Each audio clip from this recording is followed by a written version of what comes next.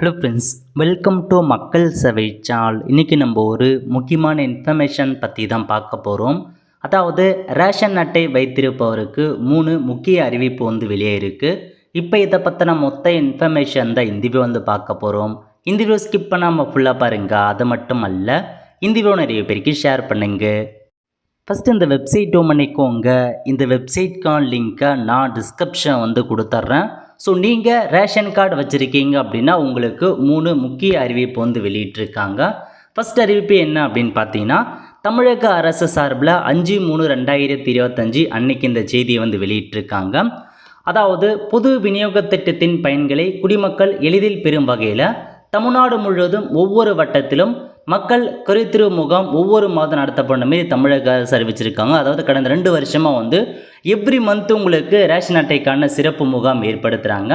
அந்த வகையில் இந்த வருஷம் மார்ச் மாதத்துக்கான சிறப்பு முகாம் ஏற்படுத்த போகிறாங்க. எப்போ நடக்க போகுது அப்படின்னா 8/3/2025 அன்னைக்கு காலையில் 10 மணிலேருந்து 1 மணி வரைக்கும் உங்களுக்கான சிறப்பு முகாம் ஏற்படுத்துகிறோம் அப்படின்ற மாதிரி சொல்லியிருக்காங்க. இந்த சிறப்பு முகாமில் உங்கள் குடும்ப அட்டையில் பெயர் சேர்க்கிறது, பெயர் நீக்கம் பண்ணுறது, முகவரி மாற்றம் பண்ணுறது, மொபைல் நம்பர் சேஞ்ச் பண்ணுறது, இந்த மாதிரி பல வகையான சேவைகள் நீங்கள் பண்ணிக்கலாம். அதேமாரி பார்த்தா பொருட்கள் வாங்குவதற்கான அங்கீகார சான்றும் நீங்கள் பெற்றுக்கலாம்.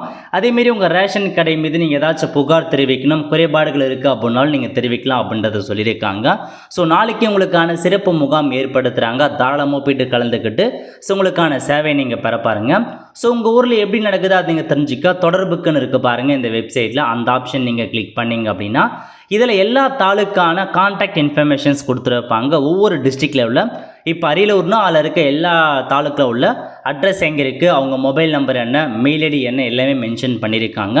இந்த மாதிரி உங்கள் தாலுக்கில் எந்த அந்த இடத்துல ஆஃபீஸ் இருக்கோ நீங்கள் அங்கே போய்ட்டு சிறப்பு முகாமில் கலந்துக்கிட்டு ரேஷன் சம்மந்தப்பட்ட சேவை நீங்கள் பெற பாருங்கள். இதான் ஃபஸ்ட் அப்டேட். அதுக்கப்புறம் செகண்ட் அப்டேட் என்ன கொடுத்துருக்காங்க அப்படின்னா, அதாவது வயசானவங்க இருக்காங்க பாருங்கள், வயசானவங்க மாற்றுத்திறனாளி அவங்கள மாரி ஆட்களால் டைரெக்டாக போயிட்டு ரேஷன் கடைகளில் வரிசையில் நின்று பொருட்கள் வாங்க முடியாத இருப்பாங்க. அவங்களுக்காக ஒரு புதிய ஆப்ஷனை ஆன்லைனில் கொண்டு வந்திருக்காங்க பாருங்கள். பிரதிநிதி நபரின் சேர்க்கை அப்படின்ற ஒரு புதிய ஆப்ஷனை கொண்டு வந்திருக்காங்க. இந்த ஆப்ஷன் மூலமாக நீங்கள் என்ன பண்ணலான்னா, உங்கள் ரேஷன் அட்டைக்குன்னு வேற ஒரு நபரை நீங்கள் பிரதிநிதியாக நிர்ணயம் செஞ்சுக்கலாம். நீங்கள் யாரை நிர்ணயிக்கீங்களோ அவங்க போயிட்டு உங்கள் ரேஷன் அட்டைக்கான பொருட்களை உங்களுக்கு வாங்கி கொடுக்கலாம். அதுக்கான ஆப்ஷனை ஆன்லைன் மூலமாக கொண்டு வந்திருக்காங்க. இதுக்கு முன்னாடி வரைக்கும் அங்கீகார சான்று அப்படின்ற ஒரு அப்ளிகேஷன் ஃபார்ம் இருக்கும். அதை ஃபில் பண்ணி நீங்கள் தாலுக்கா ஆஃபீஸ் சைன் வாங்கி அதை நீங்கள் கொடுத்தா மட்டும்தான் பொருட்கள் கொடுத்துருந்தாங்க. பட் இப்போ ஆன்லைன்லேயே கொண்டு வந்துட்டாங்க. உங்கள் ரேஷன் கார்டுக்கு உங்கள் சம்மந்தப்பட்ட நபர்கள் யாராக இருந்தாலும் சரி, உங்கள் பேரன் பேத்தி யாரான நிர்ணயம் செஞ்சுக்கலாம். அவங்க உங்களுக்கு பதிலாக பொருட்களை வாங்கி கொடுப்பதற்கான ஆப்ஷனை கொண்டு வந்திருக்காங்க. ஸோ வயசானவங்க, டிசபிலிட்டி ஏபிள் பர்சனாக இருக்கீங்கன்னா மறக்காமல் உங்கள் ரேஷன் அட்டைக்கு பிரதிநிதி நீங்கள் சேர்த்துட்டினா அப்படின்னா அவங்க உங்களுக்கு பொருட்களை வாங்கி கொடுப்பாங்க. இந்த பிரதிநிதி எப்படி ஆன்லைன் மூலமாக சேர்க்கறது அப்படின்ட்டு நம்ம சேனலில் வீடியோ போட்டிருக்கோம்.